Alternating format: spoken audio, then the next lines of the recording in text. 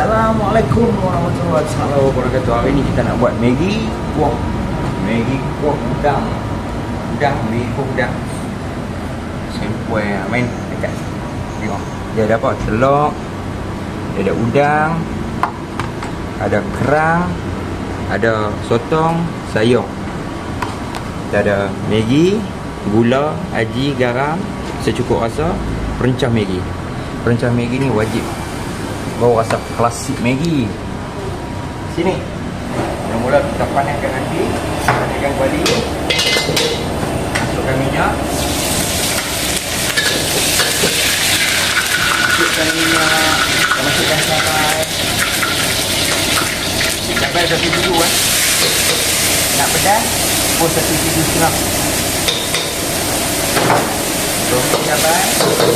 Masuk ayam. 2,5. Satu, dua, dah. Buka api bagi kuat. Masuk dia punya apa? Lauk-lauk dia. Dan dah masuk sotong. Dah masuk kerang. Sayur kita masuk.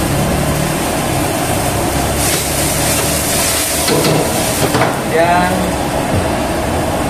yang masuk perencah dia dulu lah.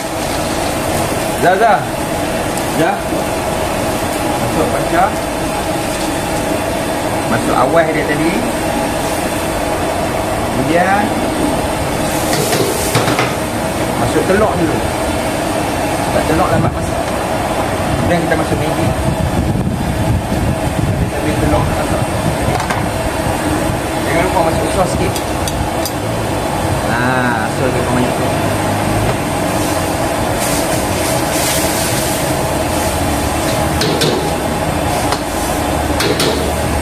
Kita masuk sayur.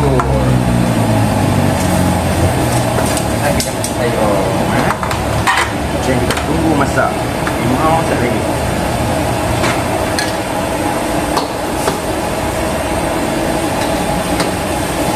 Kita rasa Maggi dah kembang. Boleh tutup api ya. Tapi kat dulu.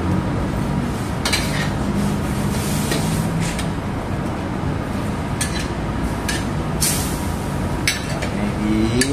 Masukkan Maggi.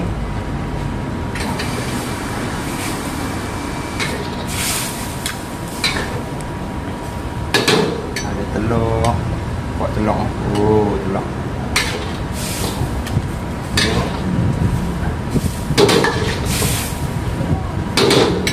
Udang. Ada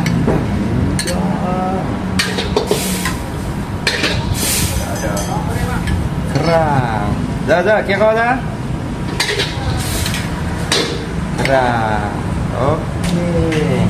Macam mana? Siap. Dan last kita masukkan bawang goreng. Mari dekat lagi, Bik. Tengok. Bawang goreng. Okey. Assalamualaikum. Bye-bye.